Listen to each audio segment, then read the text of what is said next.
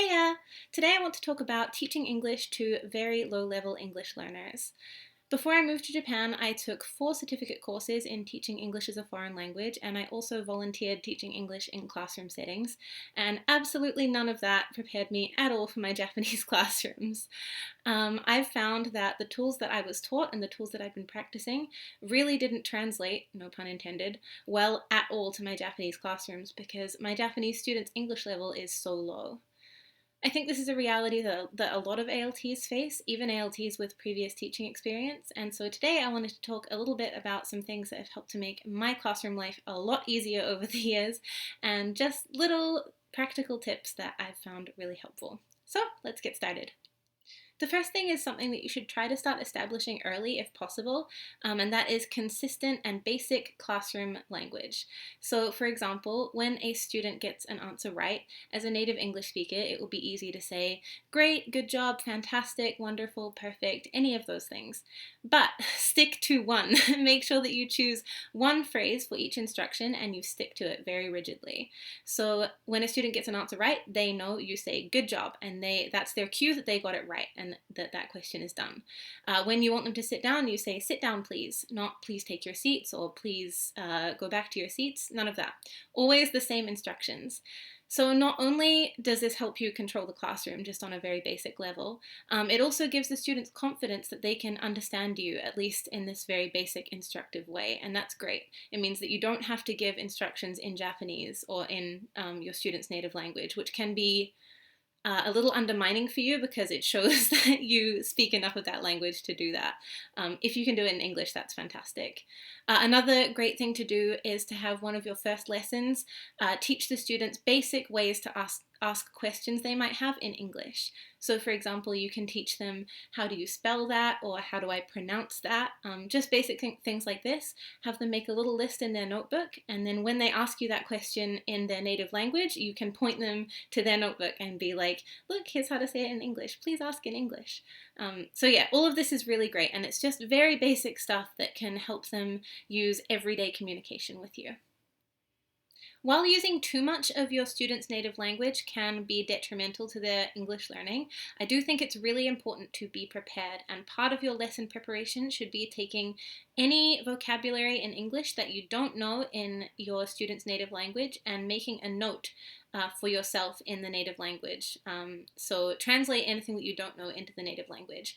This is important for 2 reasons, and that is one, that if you ask the students to translate for you, so say you say, what is cat in Japanese? And they say the right answer and you don't know, you won't be able to praise them appropriately. So you need to know all of the vocab that you're going to be using so that when the students get the answer right, you can give them the proper positive reinforcement for that. And the other reason is that sometimes things will just get too difficult for your students and they will need your help in their native language. So it's really important that you're able to do that for them. It's also a really great way to practice the native language of where you're living while you're doing your job. So yeah, make part of your lesson planning and preparation just to jot down any vocab that you don't know in the native language so that you're prepared. This next one is my absolute favorite, and that is to make use of drawing and gesture. So instead of translating something automatically for your students, which can lead to them not listening to your English and just waiting for the translation, try gesturing out the word or phrase or drawing it for them. You can try drawing on the board if it's for a class-wide discussion, or you can just take a pen and draw on your student's worksheet if it's just for them. This is a really fun way to get students thinking outside the box and creatively, which I've found, especially for Japanese students, they're often not encouraged to do, so I really enjoy encouraging that in my classes. You can also have the students do it for you as well. If you don't understand something they're trying to say to you, have them gesture it out or draw it for you. It's really fun, and often it will encourage the students to interact with you as well, because it's not as scary as thinking that you're just going to come and shoot a stream of English at them that they won't understand. They know that you're going to try to help them understand in more creative ways, and a lot of the time it's really hilarious for them as well, so added bonus. And often it makes them less scared to ask you questions because you're just a silly, funny, goofy teacher. But yeah, this is really important. I don't know how I would get by without gestures and drawing in my classrooms. An added thing to the gesture part, a little more specific, is try to air write things when you're telling students how to spell them. So a lot of the time, especially in non-European languages, the letter sounds in the English alphabet can be a little confusing, and a few of the letters sound really similar. So L and R and B and V are the obvious examples. So instead of just saying over and over again V, V, V, which your students, like, if they don't understand it the first time, they won't hear the difference the second or third or fourth or 100th time. Instead of doing that every time just write out the word. Like, for example, blue, B-L-U-E. Just write it out for them and they will get it in no time and start watching your hands as well as listening to you. It's much, much quicker to do it this way, and it also, I feel like the students getting things like letters wrong can be really discouraging for them, because it must feel like, I can't even get the alphabet right, like, how am I supposed to communicate in English? And I think that's really detrimental. So trying to help them not have those failure moments and instead have success moments is really important to me. So yeah, drawing and gesture, please utilize these as much as possible. They're so much fun. Okay, next, try to have a broad range of difficulties within each activity.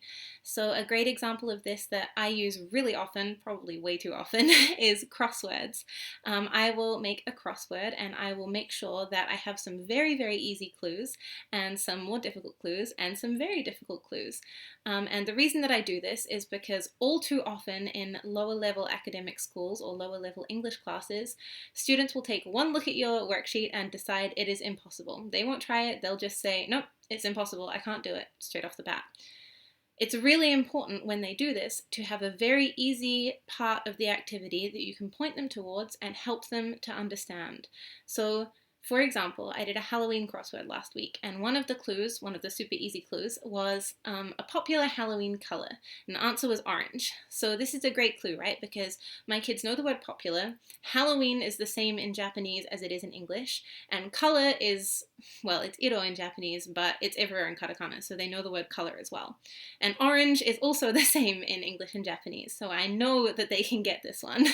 So I help them out with that, and once I've guided them to the answer, they know that they can do these puzzles and they understand the concept. So now that they are sure that they can do it, instead of just saying it's impossible, it makes it much, much more likely that they'll actually try to do the rest of it, even though the rest might be much harder. Now that they know that they can work through it and get to the answer in the end, it makes it much, much more likely that they'll try some of the more difficult ones. Before I started doing this, I would have just nightmare classes where my students would decide that it was impossible and nothing I could do would, would make them believe they could do it. So make sure that you have a couple of really simple answers that they can get and feel good about themselves, and that will really help encourage them to try get the more difficult ones. On the opposite end of the spectrum, try to have a couple of more difficult bonus activities for the few students who are ahead of the curve. I've found in my experience that there's almost always one or two students in each class who are just fantastic and really motivated, really great at English, and they'll finish like every activity way before the rest of the class, and I hate to see their motivation go to waste, so I tend to put a little like bonus question or bonus activity down the bottom of the page for them. I've found word puzzles or logic puzzles are really great for this. They seem to really enjoy them. It can take them a long time to complete them, and it's really rewarding for them. So I think it's really important not to put a damper on that motivation they have for English by forcing them to finish their activity and then sit in silence for 20 minutes while the rest of the class finishes. So try to have some super easy questions to motivate the less academically gifted students, and some bonus questions at the end for the super motivated kids who will finish faster. It can be a little difficult because class sizes are so big to cater to everyone's English levels, but this is the best compromise that I've been able to find. On to the next one. So a lot of the time, lower level English schools are lower level academic schools in general, and the motivations for these students are really different from a high level academic school. Often they aren't interested in good grades or getting into a good university, which is totally fine, but it's my job to get them interested in learning English somehow. So the way that I found to do that is to make sure that the lesson is about something they are interested in and want to communicate about. Most often this will be pop culture. So try to learn a little bit about local pop culture. International is great too. So local pop stars, international pop stars, actors, actresses, new movies, songs, whatever it is that you think your kids will be interested in or hear them talking about, try to incorporate that into lessons. It works really well because it's almost impossible to get students as motivated as when they're talking about something that they love. So it's really important to try to use that love that they have. I'm sure we all remember being obsessed with things back in high school and how important that was in our lives. So utilizing that obsession and those really intense feelings that we have about bands and actors and actresses in high school is so useful. So pop culture is great. Another thing that's great is just leaving the floor open for them to talk about what they're interested in. So a great example of this would be a speech lesson plan where it would be like, I love something because reason. And this is fantastic because it can be used in whatever way they want, right? So it could be like, I love my best friend, or it could be, I love this pop star, I love my dog. It can be anything. So it's just what they're interested in, and that's a really amazing way to get them talking. Speech lesson plans are also a great way for students to show their personality. Often you'll get really funny speeches or really meaningful speeches out of students who are looking to show that side of themselves. So just offer your students a platform to express themselves in English and see if they take it. Because often they'll surprise you, or often they've surprised me, I should say, because students who weren't interested at all in worksheets did amazingly when asked to express themselves about something they were interested in. And it's just such a great tool to utilize in the classroom. This next one is a little bit more complicated, and that is to learn to read the mood of a class. Of course, this is super important at all levels of teaching and whatever subject you teach, but I think it's really important in lower level academic classes because it is so easy to lose the attention of the classroom. And in my experience, once you've lost it, it is gone for that period. So the way to do this is to learn how far you can take complicated explanations or things that they don't understand before you lose them. You need to learn to gauge their reactions to things and change your plan accordingly. So for me, that means that I spend no more than 5 minutes explaining things, and that I then walk around and explain individually to students who didn't understand the 5-minute explanation. This is super important to me because I found that if I spend more than 5 minutes, I will lose their attention and they just start talking, that no one's going to listen to me for the rest of the hour, and it's just really difficult. So learn to listen to your students' mood and how they're feeling about the activity, and don't be afraid to just scratch an activity or change an activity or do whatever you need to do to keep that focus, but learn to read your classroom. Okay, finally, something a little cheesy. Do remember that your students' success isn't measured just in grades or in them completing their worksheets, just their interactions with you in whatever half English, half native language, or 1/3 English, 1/3 native language, 1/3 gesture and drawings, whatever it is, that interaction with you is helping them to learn to communicate in English and to broaden their horizons. It's really important that you don't lose sight of that. It can be really easy when it feels like you're teaching such simple things and they aren't motivated to learn, or they're having such a hard time with it. But it's really important to remember that you're helping them just by communicating with them, just by having conversations with them. It's building their confidence that they can understand a foreign person speaking a foreign language, and that's super important. So success isn't just measured in grades, and that's something that I think it's really important to remind yourself of every now and then. So yeah, don't forget that. I think that is about it for my tips on how to deal with very low-level English learners.